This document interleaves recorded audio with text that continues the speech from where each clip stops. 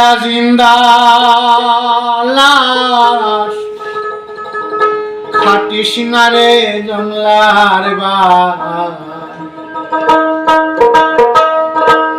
আমার লাগা 3.5 হাত কবর করিস না। আমি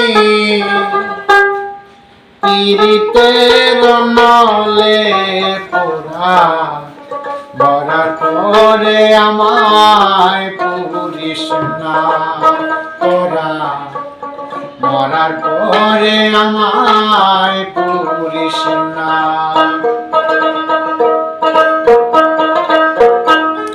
আমি একটা জিন্দা লাশ কাটিস না রে জংলার বাস, আমার লাগা 3.5 হাতি কবর করিস না।